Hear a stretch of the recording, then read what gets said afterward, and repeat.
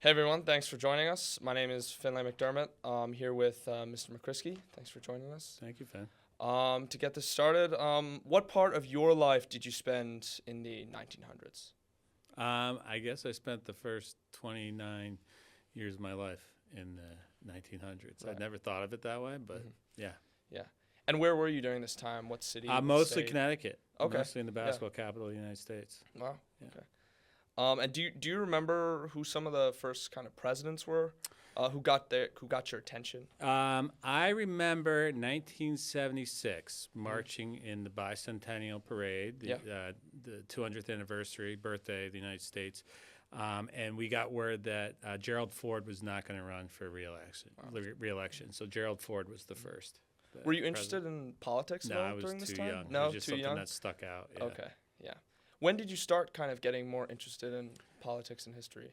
I think the thing to remember about the 80s and the 90s is we were the United States was the sole superpower Yeah. at that point. The 1989 the Berlin Wall comes down, and it was a really odd time. People were talking about it as like post history, like Yeah. history's over, and the United States, when you look back at history, you could look back at history almost ironically because we were at peace. And then in the 90s, we had the Gulf War, which was hugely successful. There were clear-cut objectives, minimal casualties. The goals that were accomplished. The United States led this international coalition. So really was this time of kind of optimism that the world was just going to continue to get better. Yeah. So I'm part of the 20th century global issues class, and like on the topic of kind of stories, were there any headlines that kind of stuck out to you during that time as like a significant event? It seems like silly, right? It Mhm. was President Clinton and Monica Lewinsky was a huge story. Yeah. Like Yeah. we kind of invested in a lot of like trivial, like a lot of effort when it seemed like a simpler time and, Yeah. and a weirder time. Yeah. Not weirder. But let me take that back. Not weirder. The Irish have an expression that I always appreciated, and it's that "May you never live in interesting times." And I think the 90s were not very interesting. A lot of fun, but not very interesting, in my opinion. Okay. Okay. So on the topic of kind of interesting events during history, were there any of these events during that time that caused you fear at all?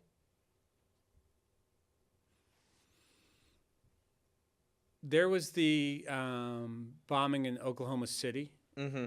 that seemed ominous. And I think kind of the beginning of the tea leaves, what we end up seeing today.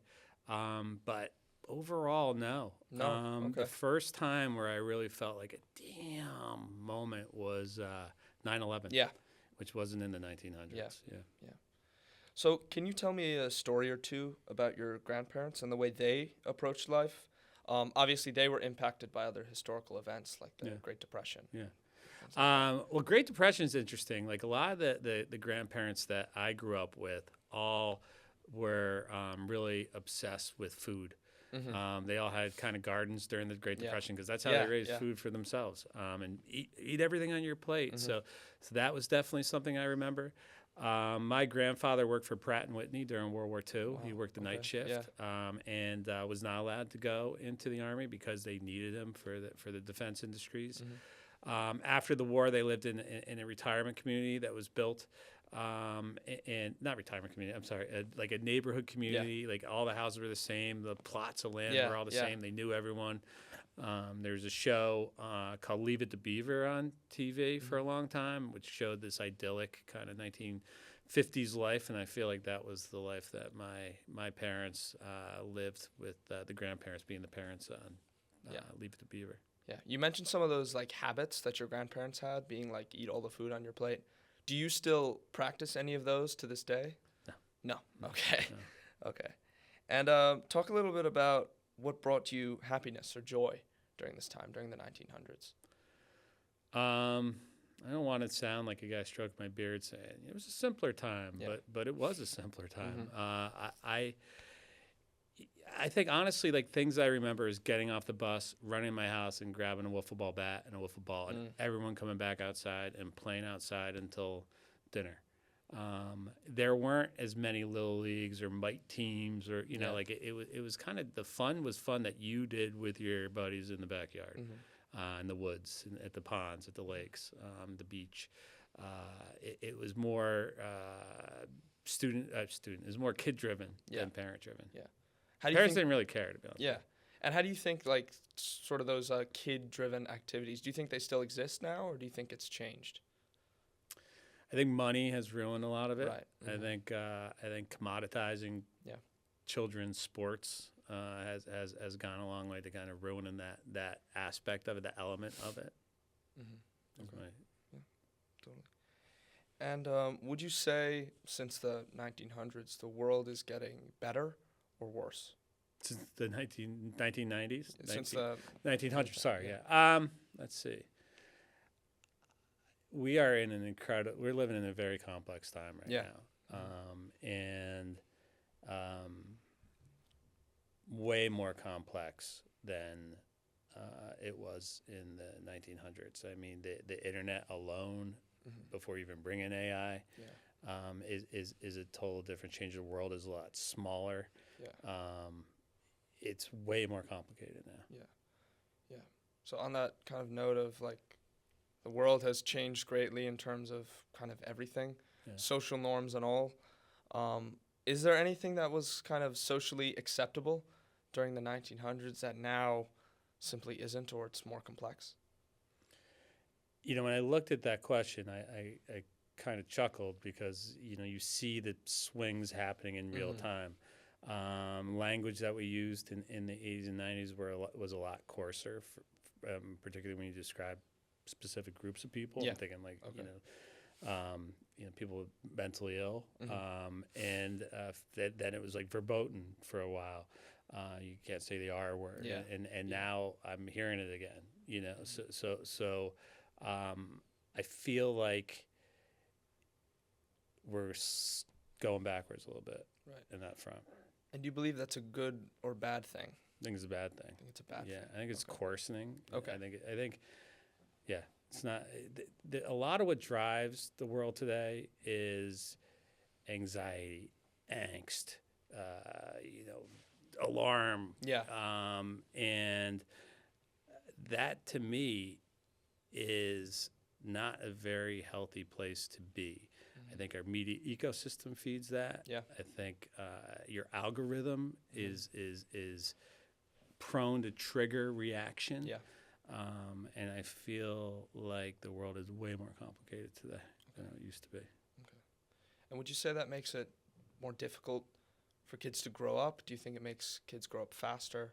What implications do you think that would have for me growing up, or people at Salisbury? I think it's apples and oranges, Finn, honestly.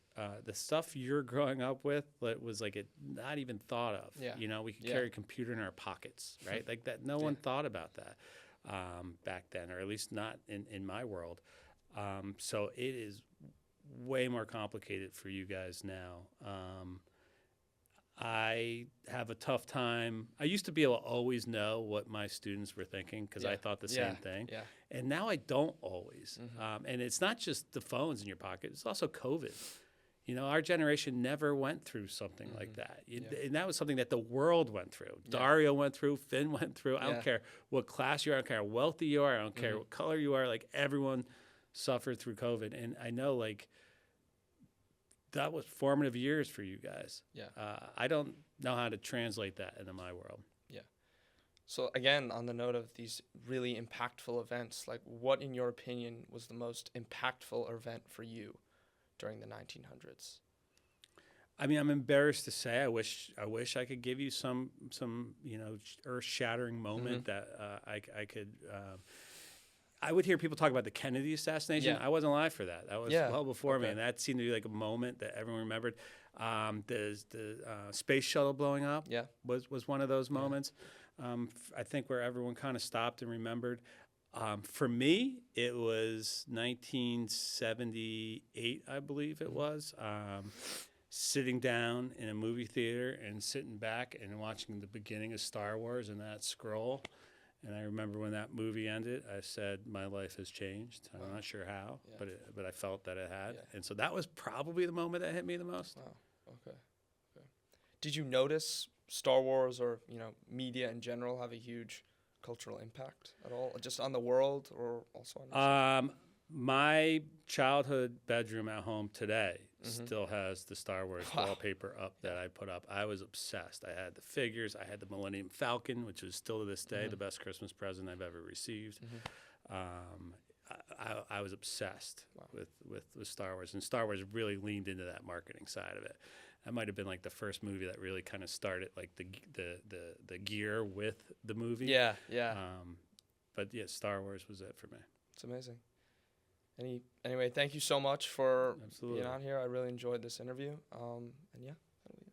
Thanks, Van. Thank you. Thank you, Dario. Thanks, Mr. Johnson. That'll be it. Yeah, okay, great. Amazing. Thank you. Thanks, guys.